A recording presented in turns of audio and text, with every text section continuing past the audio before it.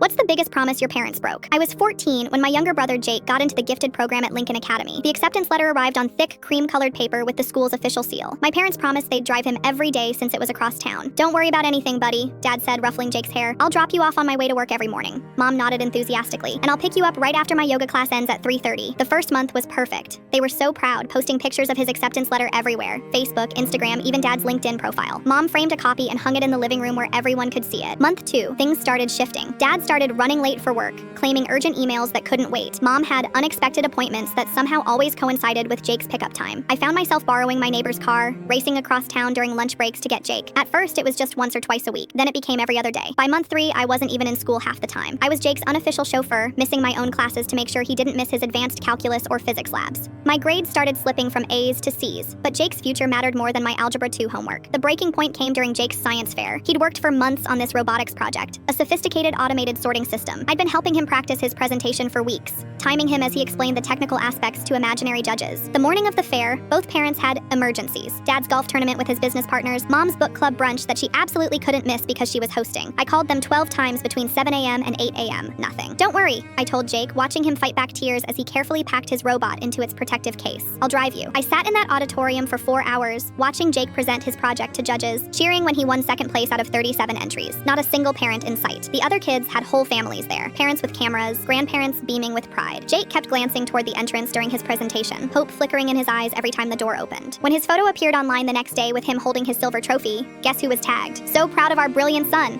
science fair champion." They downloaded the photo from the school's website and posted it like they'd been there. Jake looked at the post on Mom's phone, then at me. "They're taking credit for your work," he said quietly. "You're the one who drove me to every practice session, helped me debug my code. They weren't even there." That weekend, I applied to become Jake's educational guardian. At 17, it was legally complicated, but I had documentation. Every missed pickup, every skipped parent-teacher conference, every lie about emergencies that I'd tracked. The judge was sympathetic when I presented 2 years of evidence showing a clear pattern of educational abandonment. I won temporary guardianship for all educational decisions. Suddenly, my parents wanted to be involved again, but I held the cards now. Jake's tutoring sessions, summer programs, college prep courses, I decided everything. "You can request them through the proper channels," I told them coldly. 2 years later, when Jake got into MIT with a full scholarship, they tried planning a celebration dinner. I took Jake out for ice cream instead. Just us, celebrating his achievement the way we'd been handling everything else. Together, without fanfare, but with genuine pride. 6 months ago, Mom called crying. Dad had been diagnosed with early onset Alzheimer's. They needed help navigating specialists, treatment options, insurance claims. "Can you drive us to appointments?" she asked, her voice breaking. "We don't know how to handle this alone." I looked at Jake, now 16 and thriving, working on homework at our kitchen table. "I hope you find someone who shows up for you," I said, and hung up.